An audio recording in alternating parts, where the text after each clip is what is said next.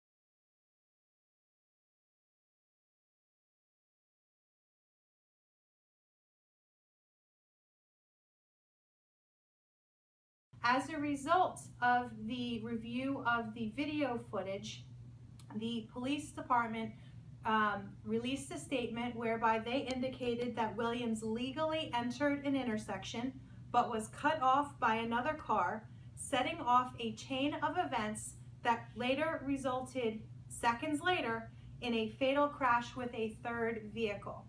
So I said to myself, based upon my review of the video, it doesn't look to me like in New Jersey, Venus would have been at fault for the accident.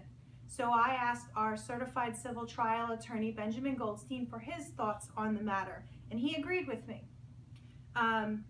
He indicated that an individual who is operating a motor vehicle, when we think about the right of way, we think, I have the right to drive that way. I have a green light, I get to go through the intersection.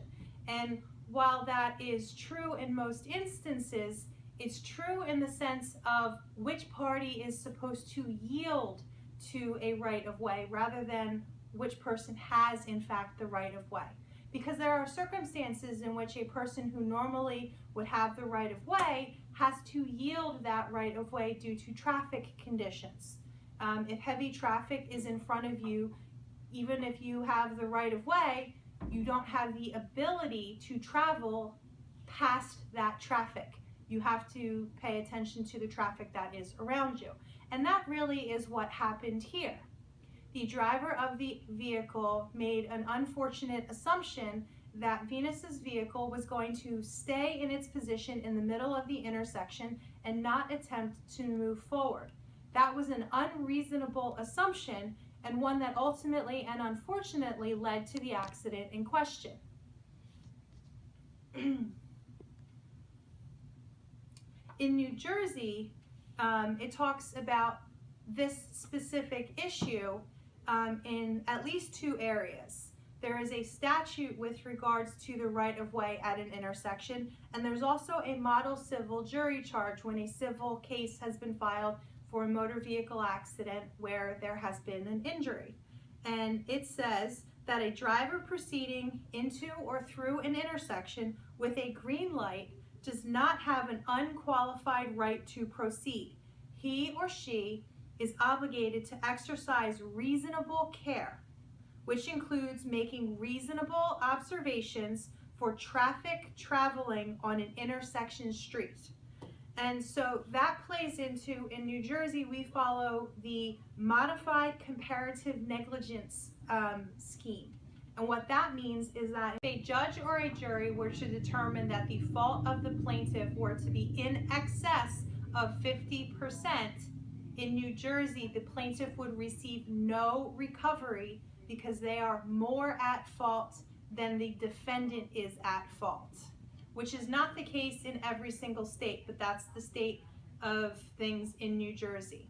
And that goes back to my point with regards to the initial statement about how the police department made a fault determination without having undertaken a thorough and complete investigation, because they had to change, as a result of the review of the video, their determination as to fault in the accidents. So if you have been involved in a motor vehicle accident and you have been injured, please contact us. We have a website, we have a telephone, and all of that contact information is going to be found somewhere on this video. So please give us a call. And again, my name is Tara McGitts. See you next time.